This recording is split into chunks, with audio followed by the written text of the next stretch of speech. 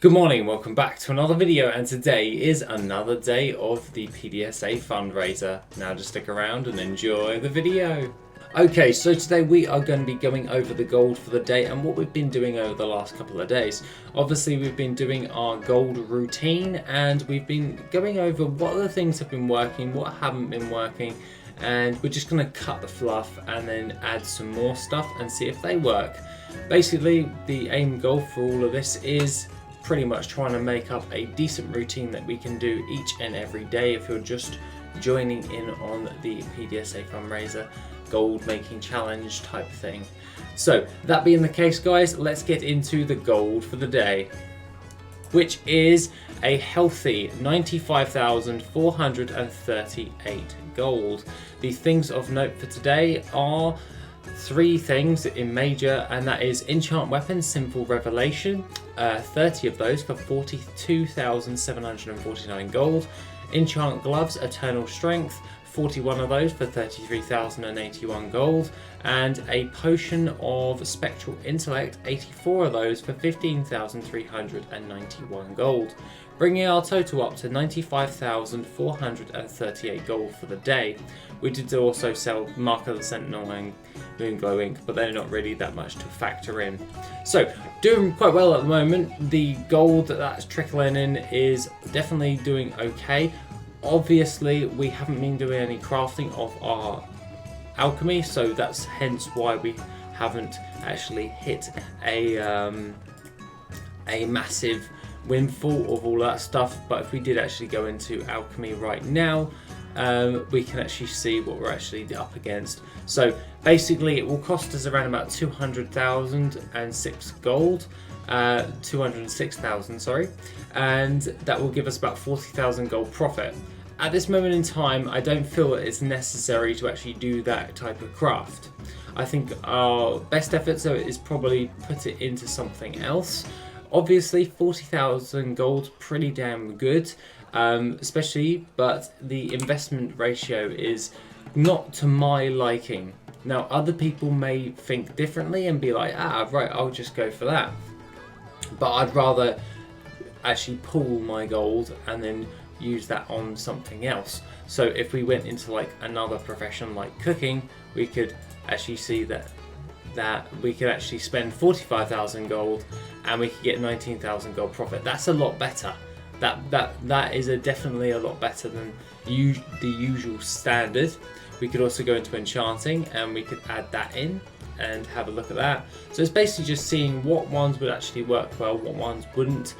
Obviously enchanting would be 691,000 gold for an investment and 61,000 gold profit.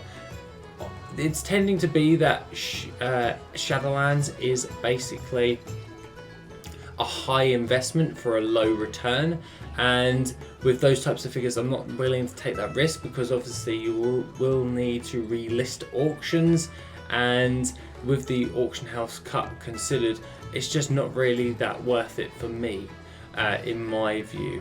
So for me, I would probably do cooking. So cooking is definitely one of the ones that I'm looking at and thinking, that I could probably do that and that would work really well. Other things of note, it could be engineering. Engineering could be one of those ones, but obviously not working too great. With inscription's doing really well. It's about 237,000 gold profit. Well, estimated cost, sorry, and then an estimated profit of 151,000. That is crafting all of these glyphs. Now, the only problem on my server at this moment in time will be if we actually went into it and we went to all of my characters, and that means I will need a lot of crimson ink, roseate pigment and salad pigment. So I am considering doing that. It's just a case of buying out all of that stuff. So we are jumping into inscription today, and inscription and cooking. So instead of enchanting and alchemy, we're going to go with the market ones of which one's doing quite well at the moment, and that would be inscription and cooking at this moment in time. Obviously I haven't got all my characters leveled up so they can do the legendary crafts, otherwise I would be trying to see which ones are doing well on that one and then focus on those. but subsequently I'm kind of doing it intermittently leveling all of my characters and taking a little while, so to speak. But alongside that, that is something we can add in, so we can jump it back into crafting, but we're trying to find things that actually work quite well without a stupid amount of investment. So if the investment is not over 50% return on the investment, then I'm not going to really do it. I can't be bothered. I don't see that as a good use of gold or capital or whatever you want to call it. And I think Inscription's going to do quite well, and I think Cooking will do quite well in the grand scheme of things. So what we'll do is we'll jump onto all of that. We will jump into Inscription, and subsequently if we added in tailoring can add some stuff as well, but it's only like shrouded cloth bags that are doing quite well with that. Now, I was asked a question the other day about, do I do any of the vendor shuffles? So I do actually watch those videos and I am interested in them, but I don't really want to spend all that time just to buy a load of cloth, craft them all and then just vendor it. It has no interest of me. I like the essence of gold making, but that type of thing is not my cup of tea. It is a very good way in order to make a little uptick, and I mean little uptick, but at the end of the day I could use my time a bit more effectively than just doing that. I could go out and do an open world farm and make more gold, if you know what I'm saying with that. So that is something that I'm not very interested in personally. Now if you think differently, you're more than welcome to go do one of those farms, but not my cup of tea. Okay, so the next thing of note is I got a comment the other day, and I do intend on actually answering any questions you guys put forward, and that is, hi Dala, how much time per day do you spend for gold making? Now currently I work a full-time job, so I'm very limited in what I actually can do. So I don't spend an awful lot of time. I probably spend about the same amount of you guys if you work full-time. It's just a couple of hours a day, and to be honest, my gold making routine at this moment is roughly under an hour, and that obviously reflects how much gold we're actually making. The idea is to put in the minimum amount of work for a pretty sizable return. So that's the idea, that's the type of system I want in place, and then I can just use that going forward and all that going into the future.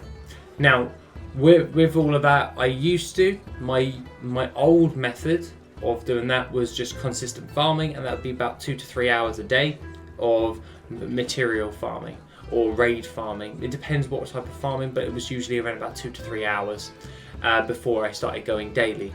When you actually go daily, I find it harder to actually do any farming and get all that stuff done, because you're focused on the video and all that stuff. So that is something with that right there. But in February, some things will be changing when it comes to in regards to all that.